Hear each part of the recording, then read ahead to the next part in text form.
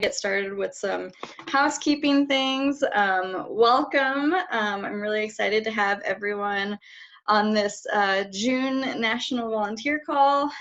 We did it last month and it was just really awesome. So we decided let's do it every month this summer. Pretty fun. So I'm really excited to see some new faces and some familiar faces on. We're gonna hear some really important things today. So just to introduce myself, I'm Brittany. My pronouns are she, her, hers, and I'm the Arizona Field Director with Fight for Her. And I'm also the MC for today's call. So sorry if you get sick of my voice. You're stuck with it for the next hour. I'm just kidding.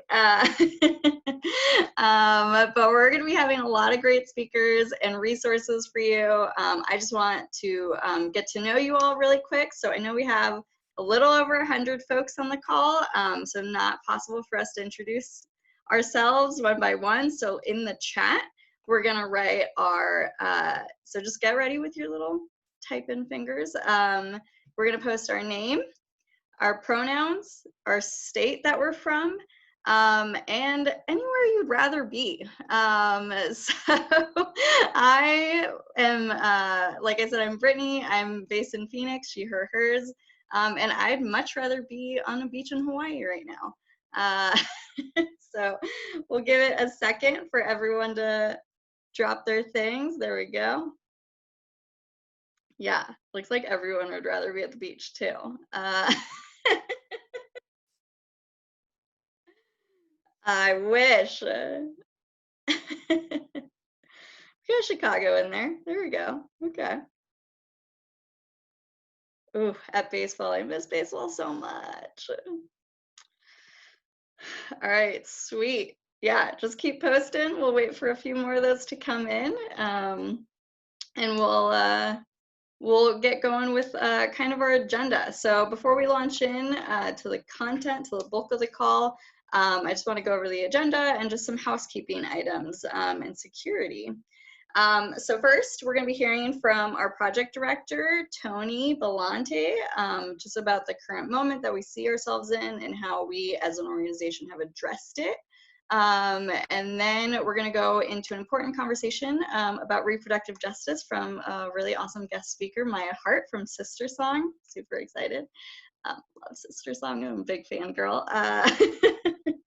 And then after that, Lindsay Apperson from Population Connection Action Fund is going to be moderating a discussion with Melvine, Ouyo, and Dickson, Okong'o, our partners on the ground in Kenya who are directly feeling the impacts of the global gag rule right now.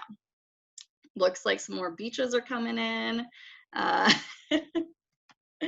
would love to be in Oregon this time of year. That would be amazing. Instead of Phoenix, that'd be so much preferable. All right, so just some housekeeping. So if you're not a designated speaker, please keep yourself muted throughout the call.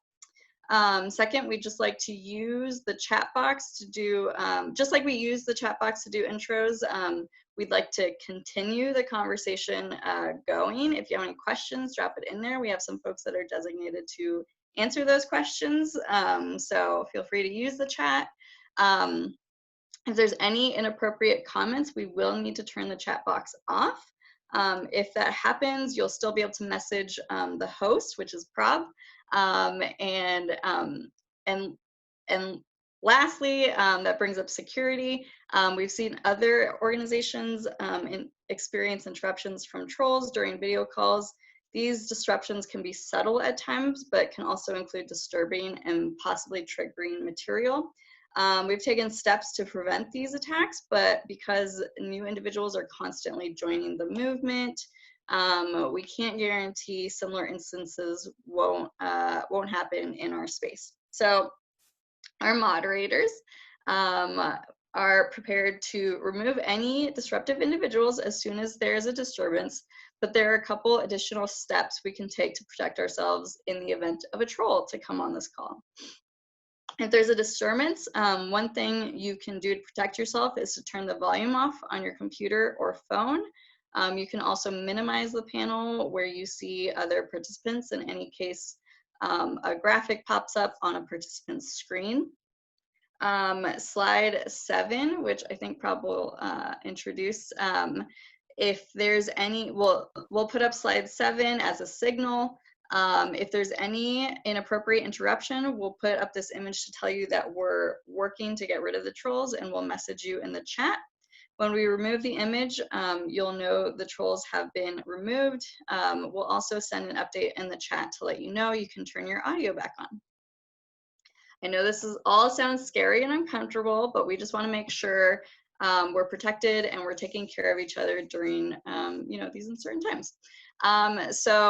We shouldn't be discouraged by these trolls. It should only serve as a reminder to why our work is so necessary. And if at any point you feel uncomfortable, please message Prab in the chat, and just message Prab in the chat and we'll take care of it. Now, I'm really excited to kick off the call, and I'm going to introduce you to our project director, Tony Vellante. Awesome. Thank you so much, Brittany. I'm so excited to see you. My name is Tony for the Fight for Her campaign. I'm based in Sacramento, California. I use she, her pronouns. And I agree with a lot of y'all in the chat. I would much rather be on a beach right now. As you know, we are living through 2 pandemics right now. I wanted to take some time at the top of this call to address the uprisings happening across the country in response to the murders of countless known and unknown Black people at the hands of police officers and white supremacists. As a campaign fighting to ensure access to reproductive health care to people across the globe, we know that the fight for racial justice is inextricably linked.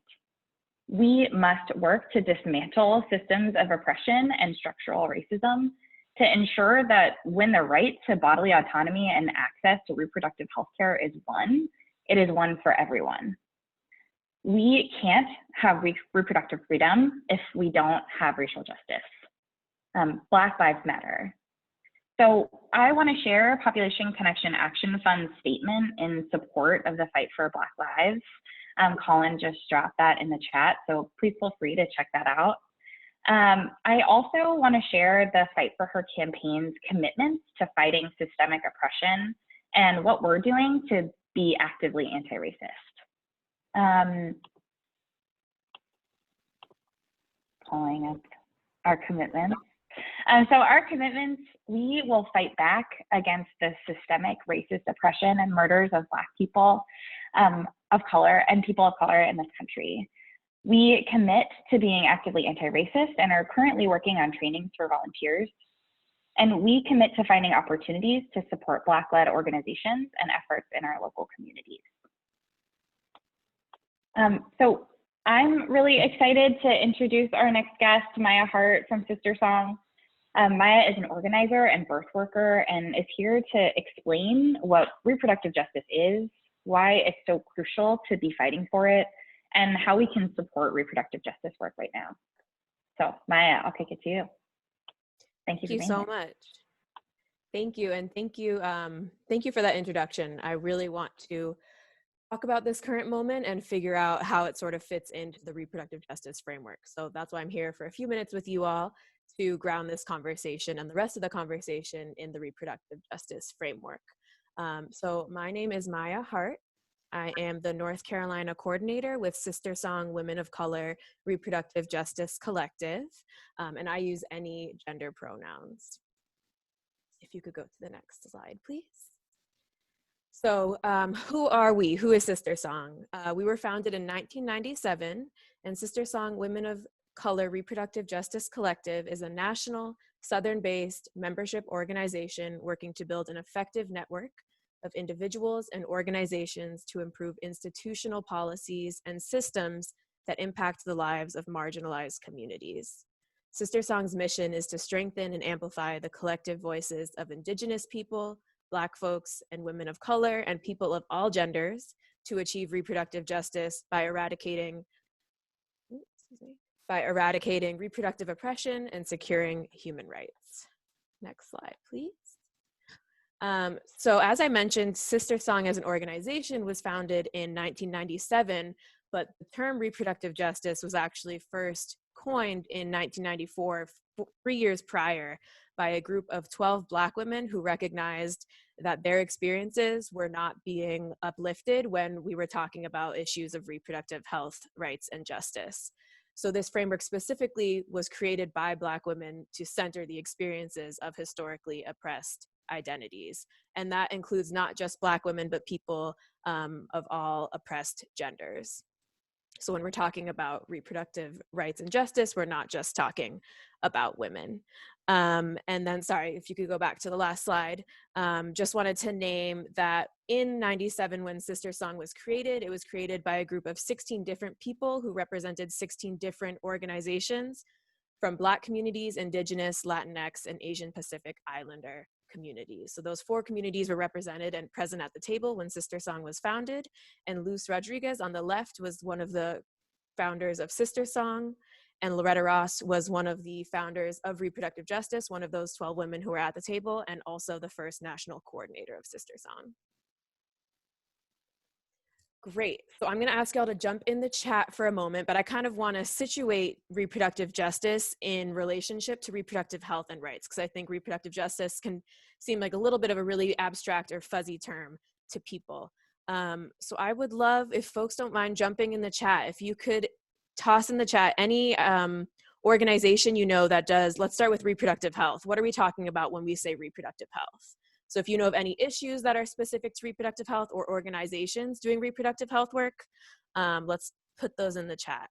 I'm seeing 1,000 Planned Parenthoods, and that is exactly right. So when we're talking about reproductive health, we're also talking about abortion access, sex education, birth control. These are all issues specific to reproductive health. Let's move on. Oh, and I'm seeing some great responses as well. Let's move on to reproductive rights. What are we talking about when we say reproductive rights? Organizations, specific issues. Yeah. Great. Yep. So this is when we're talking about rights, it's often more of like the legal and policy aspect of reproductive work. So if on the image here, reproductive health and reproductive rights are purposely sort of on this lower plane, and they're certainly important and must be part of the conversation when we're talking about reproductive justice. But historically, the focus has really been on choice and abortion specifically. And we want to recognize that even with abortion being legalized, historically oppressed communities and Black women in particular still are unable to access abortion and reproductive health care services broadly. So reproductive justice really requires that we pull in that context and recognize and specifically uplift the experiences of Black women and historically oppressed communities. Because we can, if we're not centering those people, then not all of us are getting free. So that, yeah, thank you for participating in that. And again, reproductive justice is purposely sort of at this top tier, and it certainly includes and is associated with reproductive health and rights, but it is sort of larger and encapsulates all of them. Next slide, please. Great. So SisterSong as an organization defines reproductive justice as the human right to maintain personal bodily autonomy, have children, not have children, and parent the children we have in safe and sustainable communities. So within our definition, that means that every individual has the human right to decide, 1, if and when they will have a child and the conditions under which they will give birth. 2, have the right to decide if they will not have a child and their options for preventing or ending a pregnancy. 3, have the human right to parent the child they already have with the necessary social supports in safe environments, healthy communities, and without fear of violence from individuals or the state. And I want to return to that definition in a moment. But finally, have the human right to bodily autonomy, free from all forms of reproductive oppression. And I want to note that the 4th factor here was actually added by our current executive director, Monica Simpson, who as a Black lesbian felt like her identity was not found in the first 3 parts of our definition, and that we can't just talk about cis women, cis hetero women, when we're talking about reproductive justice. So the fourth bullet was added to include people of all genders and specifically oppressed genders. And I want to return to number 3 because I think in this current moment, we need to understand where reproductive justice, what the role of reproductive justice is in this moment. And if you see underlined, it specifically says without fear of violence from individuals or the state. And right now, when we're talking about these uprisings and specifically the movement to defund the police, we know that those institutions and systems are threatening our ability to live without fear and are specific examples of violence from the state. So defunding the police and abolishing police and prisons are very significant to the core definition of reproductive justice.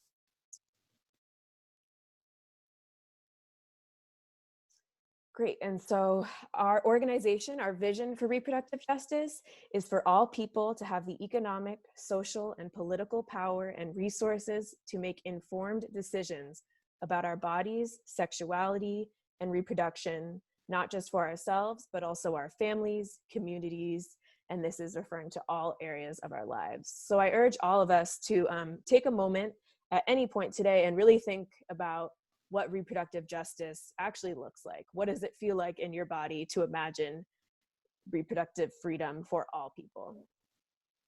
And then lastly, I want to point out, again, it can feel like a really big term because when you think about it, really everything is an example of reproductive justice because it all is impacting our ability to choose to have families or not and to live safe and sustainable lives. But I want to give some concrete examples of what our organization is doing to actually achieve that goal of reproductive freedom. So just a few things that SisterSong is engaging in this current moment. We've launched a birth justice care fund, which provides funding for birthing, specifically Black birthing people who are unable to access resources that they need to have a safe pregnancy and birth experience, especially during the pandemic, during COVID-19. We are also in the process of creating a birth worker survey and resource map for the southern region of the US, which will lay out where birth workers are in the South and who is available to provide resources for birthing people who need support in this moment. We are also conducting virtual reproductive justice 101 trainings. So you all just got the 10-minute version, but there's like a day-long 6-hour training that we are also doing virtually, as well as our weekend-long doula trainings. We have 2 birth worker consultants who are incredible midwives and have really, really great doula trainings that are being accessed virtually right now. And then lastly, I just want to point out this Saturday in Atlanta, actually, we're hosting an event called In Remembrance of Stolen Black Motherhood to honor not just the lives of people who have been lost due to police violence, but to uplift the mothers and their experience of loss during this time due to the state. So thank you so much. That is all I have for you all today, and I really appreciate being here on the call with you all. Thank you so much, Maya. It's great to hear what SisterSong is up to. And I can't wait to hear some more. From there, we're gonna kick it to, I think Maya's still in present mode. There we go. Okay. So from there, we're gonna kick it to Lindsay Apperson for an important conversation around the effects of the global gag rule. So I'll give it to you, Lindsay. Thanks so much, Brittany. And thanks again, Maya, for that overview of reproductive justice and what you all are up to at SisterSong. We know that the fight for her and our work to repeal policies that devastate access to reproductive health care around the world really cannot be separated from the fight for reproductive justice and the fight for racial justice. So this is a really important conversation, especially as we think about how we as a movement can work to be actively anti-racist. So that's why for our next month's National Volunteer Call, we're going to be dedicating the call to a conversation about reproductive justice and racial justice. We're still working out the details, But you can actually sign up now. Prob is going to launch a poll. So you can click yes that you want to attend. You'll be automatically registered, and then we'll make sure you're the first to know when we finalize details, like the date and time. So just answer, I'm in, send me the details, and then go ahead and press submit. We're going to give everybody like 10 seconds to do it. All right, 10, 9, 8, 7, 6, 5, 4, 3, 2, 1. Prob, did it end? We're good. Awesome.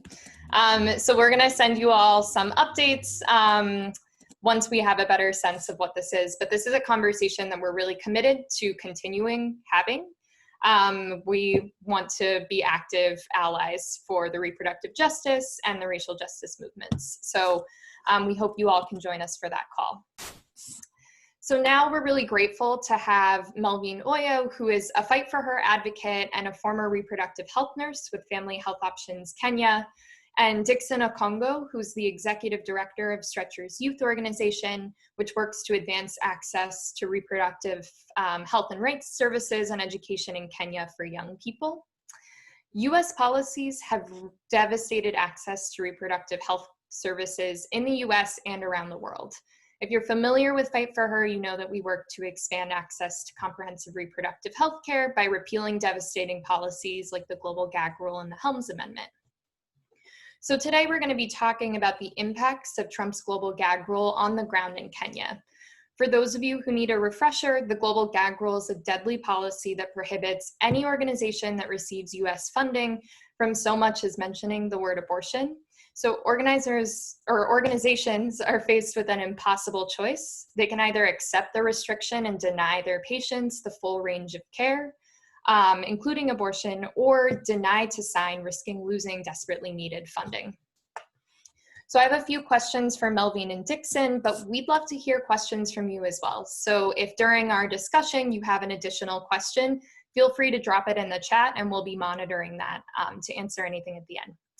So let's get started. Melvine and Dickson, if you want to unmute yourself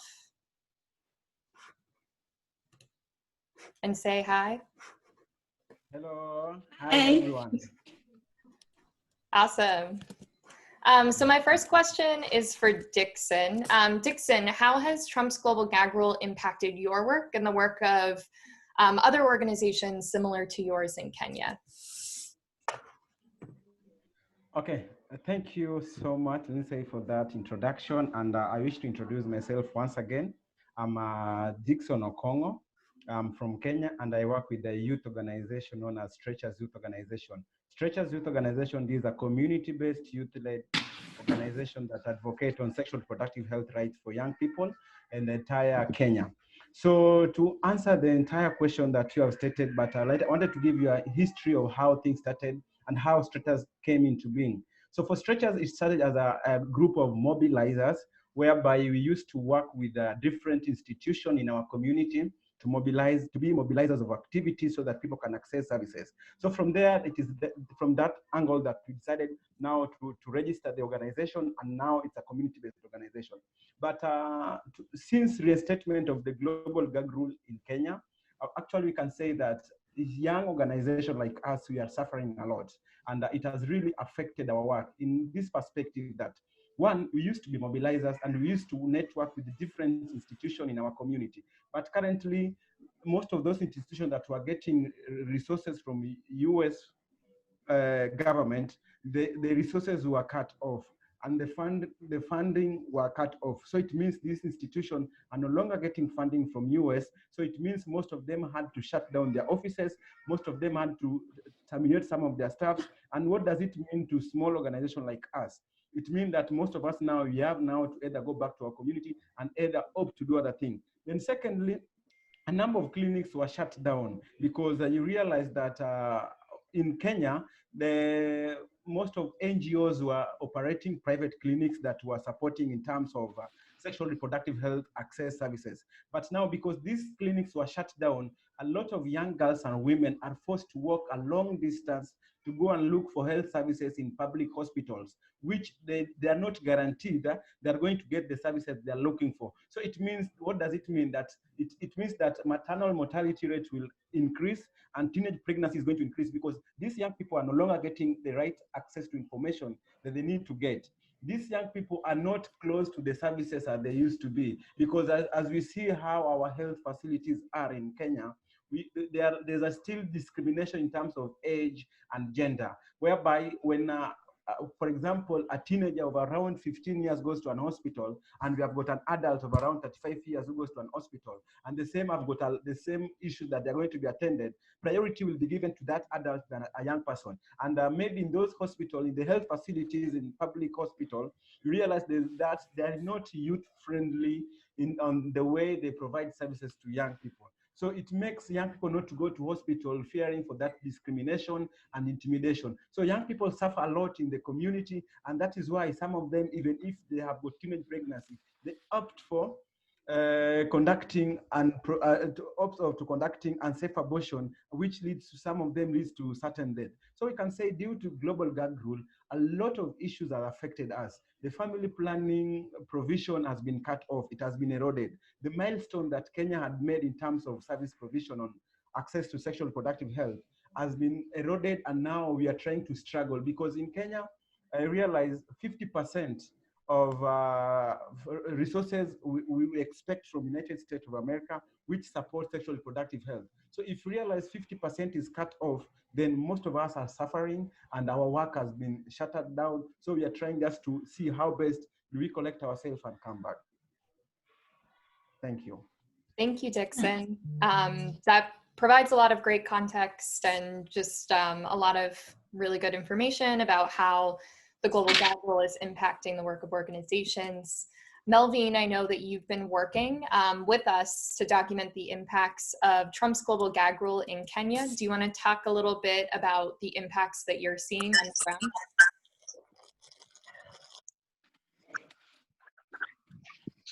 Thank you, Lindsay. Hi, everyone, once again.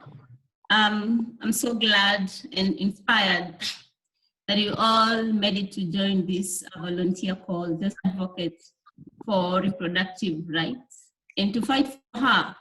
So basically, Dickson has mentioned, and what he has said is just what I wanna add on. And as Dickson has mentioned, Kenya is one of the developing countries that really need the kind of support that has been denied by Trump's administration since 2017. And we understand that globally, over 225 million women are still in need of, have the unmet need for contraception.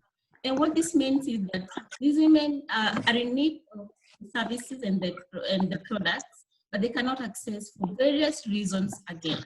And they include young girls and teenage girls that currently are actually struggling with teenage pregnancies.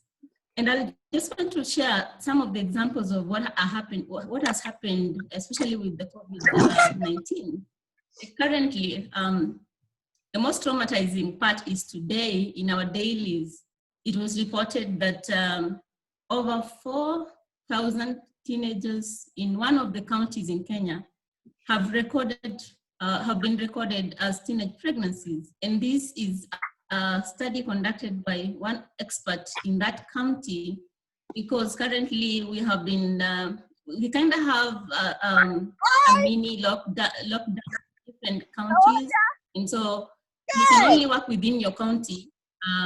I'm sorry, and that's the only way you find to understand what is happening in your county. So in a neighboring county to Nairobi County, actually today, it was reported that over 4,000 teenagers got pregnant between the mid-March and today, since the lockdown began or since the girls returned back home from schools as a result of COVID-19.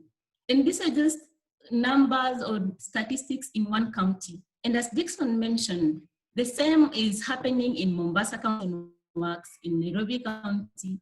And this is a result of lack of information, lack of resources for the girls, lack of infrastructure to allow them to even understand what they can do and where to seek those services, lack of even the consistency for use of contraception. And the worst is sexual violence, which has been really a major cause of those teenage pregnancies. I can just imagine that like over 200 girls in that same county, in the same report, were at the age of 14 and 19 years. Really, really devastating. And the unfortunate part is that the policies don't even allow them to seek the safe care that they may need at this particular time.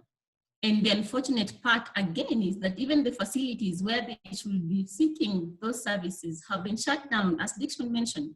One of the major problem or challenge or impact with the global gag rule has been the organizations that previously provided these services are no longer funded well to sustain the clinics that they operated from.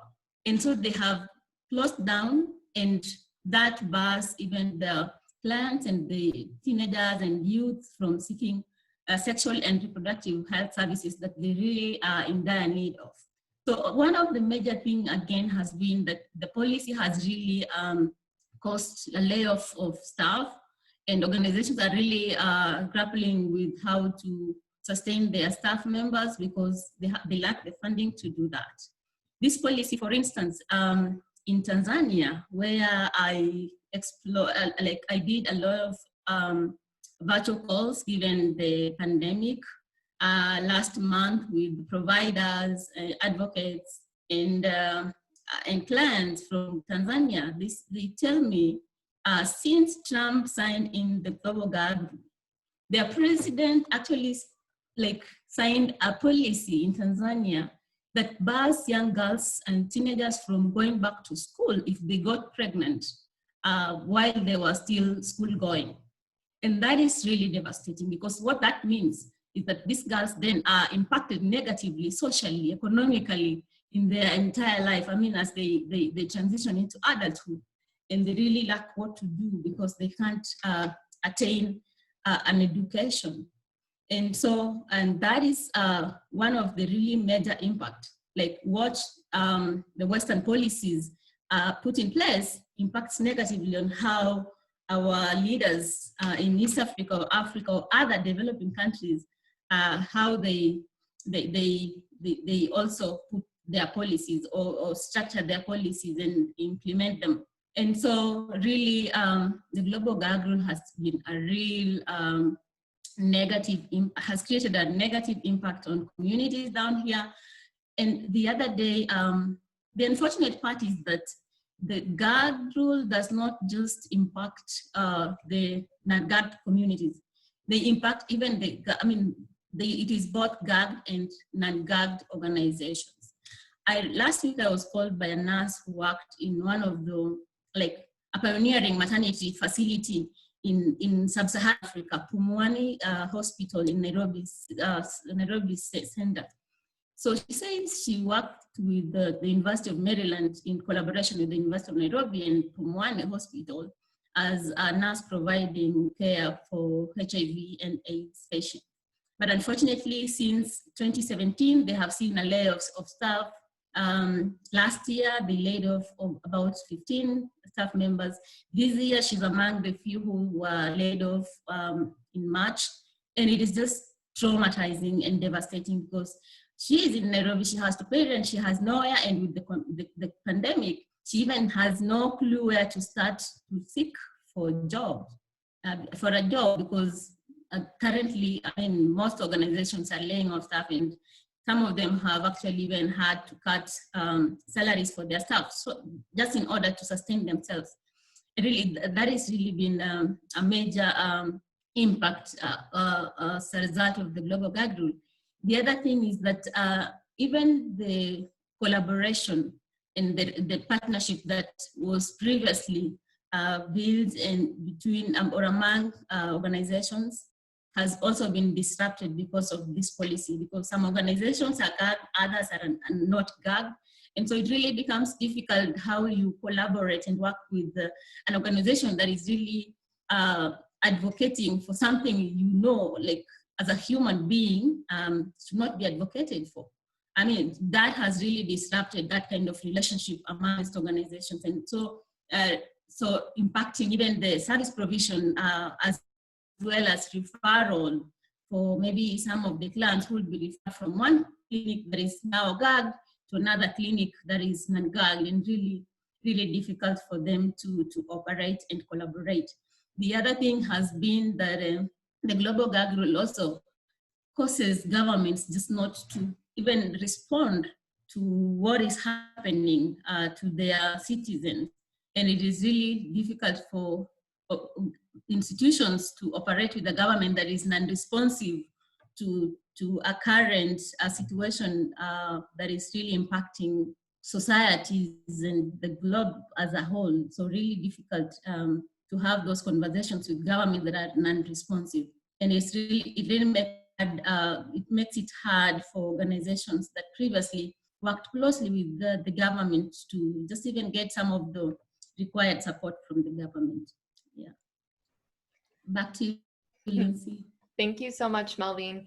I think you bring up a lot of important points of this policy has much broader impacts than just direct funding cuts. It affects how different countries enact policies. It affects partnerships and ability to collaborate towards common goals. Melvine, you spoke to this very briefly. Dickson, I wanted to get your thoughts as well. We only have a couple minutes left, but how has COVID-19 exacerbated the impacts of the global gag rule? Okay, thank you so much for that. First of all, in our country, Kenya, we can say nobody was prepared that COVID-19 was going to be with us. But you realize that currently a lot of attention has been shifted to COVID-19. So it means that until to a point that it is going out in the entire community, that our health facilities are only responding to those with COVID-19. So where does that leave those people who need to access sexually productive health? First of all, there were limited number of health providers supporting sexually productive health. And now most of them have been taken to support COVID-19. What does it mean? It means that most of young people or most of people who need to access sexually productive health, they cannot access it. They're facing a lot of challenges. It's either they have to go to private facilities, which are much more way expensive, because most of people in our country, Kenya, and most of people from where we work, most of people are living in informal settlement. Most of people are poor. They are living within $2, below $2 in a day. So they stand in between going to hospital and seeking services, paying for them, or just having food in my table. And that is why most of people are suffering. Then we are having, in our country, Kenya, we are having dusk to dawn curfew, which has been imposed because of COVID-19 as a measures to try to reduce, to flatten the rate of COVID-19. So it means that young women who maybe need to go to hospital during late hours at night, or maybe want to go to hospital to deliver, they cannot go to hospital because there's that fear that now I can't go to hospital, there's curfew, I might meet a police officer who might torture me, who might harass me, who might violate my rights. So most of people are now suffering within their home state. Then the other thing is that previously we had limited funding for sexually reproductive health. And now the funding that was there for reproductive health also has been channeled to support in the fight of COVID-19. It means that most of people who need access to sexually reproductive health cannot access it. So actually you can say having people where we have been and how we have been working with different organizations and different individuals in our community, they are suffering a lot because some are coming in our office trying to reach us on how best we can support them to go and seek services in hospital, because some are going and being turned away that, no, if you are not coming on issues about COVID-19, we are not responding to you. So a lot of attention has been shifted to COVID-19. Sexual reproductive health has not been given a priority by our country, Kenya. It has not been given a priority by those in authority currently, because they are taking COVID-19 to be the priority, and they are not taking any consideration that sexual reproductive health rights is also a priority that need to support young people, and that people need to still go to hospital and access those services. And that is why you realize even access to commodities currently very scarce. And I remember last time when we were having a conversation with some few adolescent girls who just tried to call our toll-free line in our office. They were telling us, we are going to hospital for youth-friendly services, we can't find it. For those girls, for those people who are HIV positive, they cannot they cannot go to access hospital to access their drugs. And because there's a lot of restriction of movement from one county to the other county, realize that the people who cannot even move from one county to the other county to go and get their drugs. So young people are suffering, and a lot of people are suffering. So with the effect of COVID-19 previously and the global gag rule, it has worsened this situation, because there was limited access to resources to support sexual reproductive health. And now, with this COVID-19, the limited resources have been channeled to support COVID-19. Sexual reproductive health not given a priority at any point. Thank you. Back to you. Thanks so much, Dickson. Melvine, I'm interested to hear from you just about how the global gag rule disproportionately impacts marginalized communities. Sorry, there's a siren outside. Disproportionately impacts marginalized communities, particularly the LGBT community in Kenya.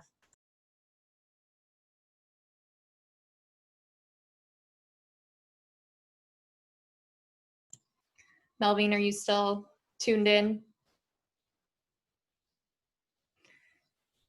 It seems like Melvine might be having some internet difficulties. Dickson, do you want to speak a little more to the impacts of the global gag rule on the LGBT community that you've seen?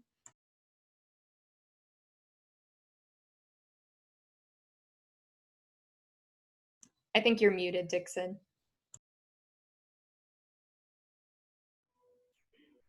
Okay, thank you so much. You realize that for the LGBT community with the marginalized groups, you realize most of them go to seek for services in private facilities, and these private facilities are no longer operating because most of them shut down their clinics that they used to go, because still there's that discrimination in our public facility in our country, Kenya, for the LGBTI community, whereby when they go to this facility, they get discriminated, they don't get friendly services. The only place that they are well received are these facilities that are getting support, these NGOs that were getting resources from US funding.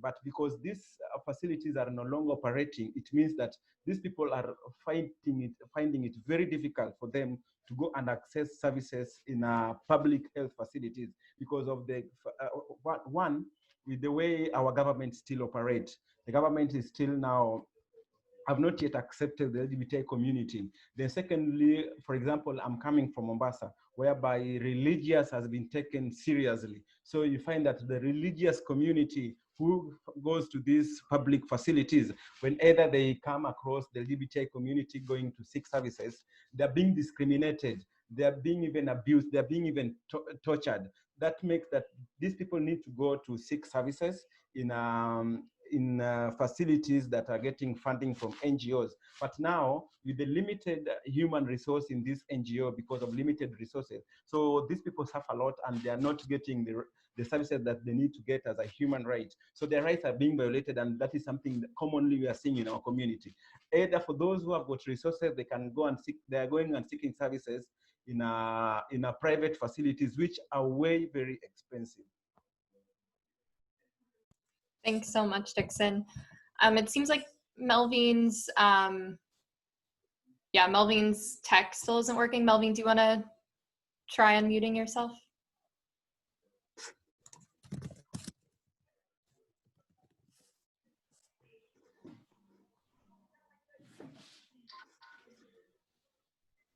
Can you hear us, Melvine? Hi, Lindsay. Can you hear me? Yes, yes, we can.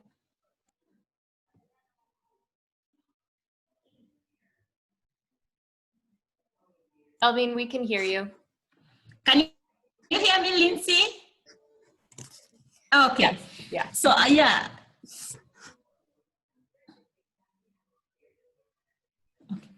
All right. So you asked about the gag rule and the LGBT community. So as I mentioned earlier, the NGOs have been at the forefront of protecting reproductive health and rights for everyone. And so the LGBT community, being part of this community that is most vulnerable in most of our countries, and especially in Kenya, it has been really impacted negatively by the global gag rule, because these very organizations, like say for instance, Family Health Options Kenya, which is one of the main organizations that really advocates for and reproductive health and rights for all, has been impacted. And so other organizations that provide similar services, these are the organizations that really this community find refuge, or it's the kind of organizations that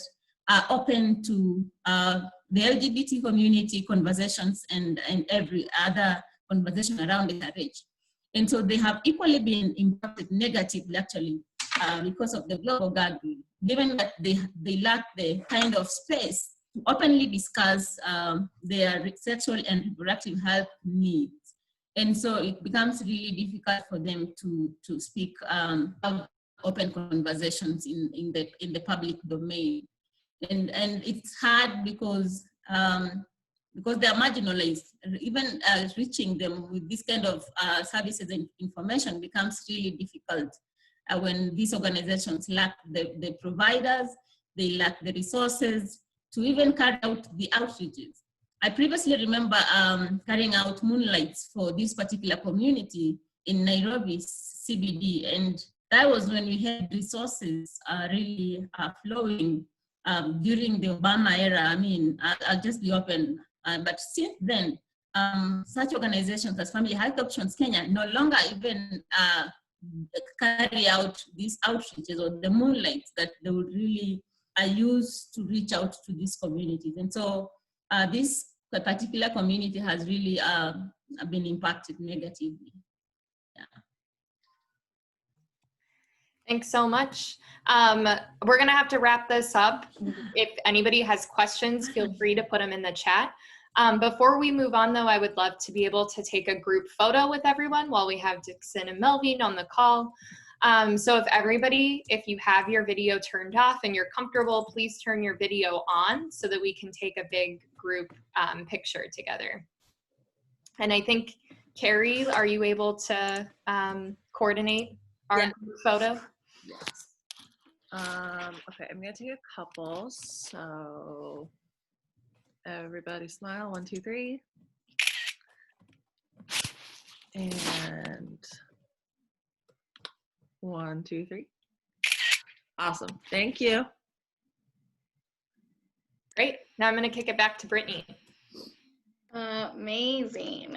Thank you so much to Melvine and Dickson and Lindsay for that really important conversation. I think it's always important to be and necessary to be reminded why we're doing this work. And I don't know about y'all, but I'm pretty fired up and ready to do something about it. Before we end the call, we have a couple calls to action. So I'm actually going to kick it over to our organizers, Sadie in New England and Joanna in California, to give us our calls to action. Thanks so much, Brittany. For everyone, my name's Sadie, her pronouns. I am the New England organizer here. I currently am in Kennebunkport, Maine, at my local library. I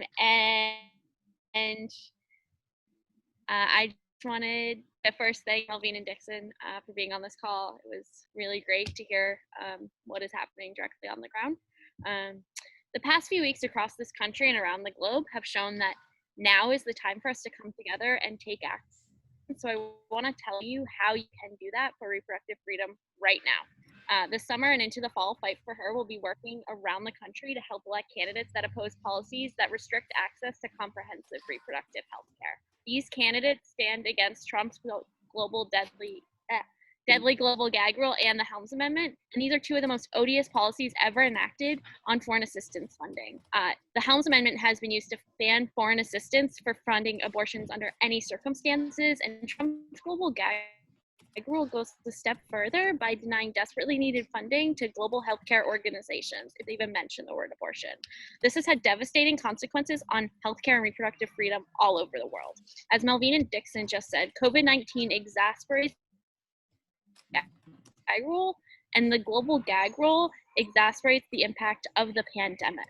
Healthcare centers, the ones that have managed to remain open, are overwhelmed with COVID-19 cases and simply don't have the resources they need to provide the full range of care. In 2018, you were able to elect pro-choice champions across the country who pledged to fight for her. And this time, it's time for us to do it again. We now have only 139 days the election in November. We must work to elect lawmakers who will stand in support of global reproductive freedom. Today, we are launching our Fight for Her voter pledge. I'm asking all of you to take action right now by signing this pledge, committing to vote for candidates that stand up for reproductive freedom around the globe. We need commitment and to hold each other accountable to do the work to elect folks that will permanently repeal the global gag rule and the Helms Amendment. Everyone click the link in the chat box now to take our pledge. I'm gonna give everyone a few minutes and then give us a thumbs up.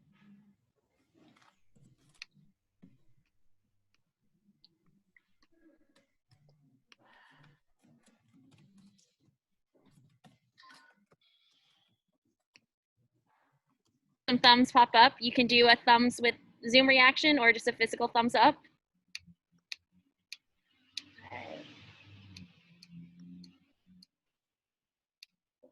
All right. Seeming some overwhelming thumbs up now. Awesome. Thank you so much, everyone. It looks like most of you are finished. We just collectively signed 130 pledges to vote for Fight for Her candidates. So wouldn't it be really great though if 650 people sign this pledge? So if each of you get 5 people to send this Fight for Her pledge to, we can do that. So thumbs up if you can copy and paste this link to 5 of your friends right now. Awesome, sweet, love to see that.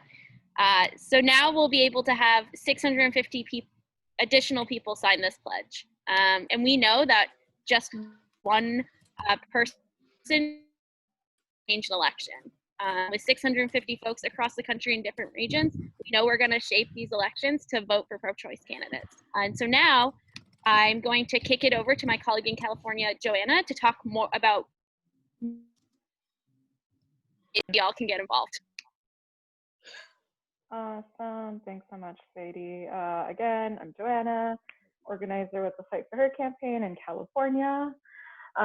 So we understand that right now we're all stuck at home and we'll be stuck at home for a while, but we still have an election this year. And that is why we are focusing on relational organizing, and we will be training activists on how to become relational organizers. So relational organizing is a lot more efficient than regular community organizing because you are activating people in your own personal networks, friends, family, classmates, coworkers, and so on. People are a whole lot more receptive in listening and taking action from people in their own network rather than an organizer that they just met. So what you can do right now is make sure that all of the people in your network are registered to vote.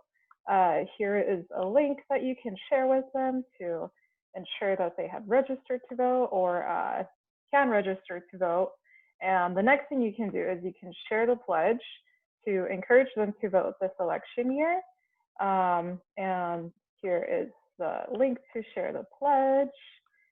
And finally, if you would like to learn more about becoming a relational organizer with the Fight for Her campaign, we'll be dropping a poll. There's the poll, and We'll make sure to scoop you in and get you more information about becoming a relational organizer. One final plug, tonight we will be having a relational organizing training at 4 p.m. Pacific time, 7 p.m. Eastern time. And we will be sharing that information if you sign up to become a relational organizer with the Fight for Her campaign. All right, kicking it back to Brittany to wrap up. Yay. Well, thank you so much, Sadie and Joanna, for giving us, some actions to take. Hope we do that and send it to 5 friends. I know I will be. I also just want to thank our speakers today, Maya, Melvine, Dickson. Thank you so much for taking time out of your schedule. I know it's also very late over in Kenya, so thank you for taking the time. And just one more link that I'm going to drop right now. This is a link to our Google Form eval for this call. This is just to let us know how you feel this call went. If you have any more questions for Melvine or Dickson, and if there's like anything else that you could benefit from these calls in the future, just let us know in that eval, and we'll see y'all next month. And if you didn't get a chance to fill out that poll for next month's call, we will be sending around information to sign up. So thank you all so much. Oh, hold on. Let me get you the real form really quick. Okay. Tell me if this one works. Is it working? No, it still says we need permission. Oh no. That's okay. I'll email it out right after this call. Okay. All right. Sorry about that, y'all. Google Forms is tricky sometimes.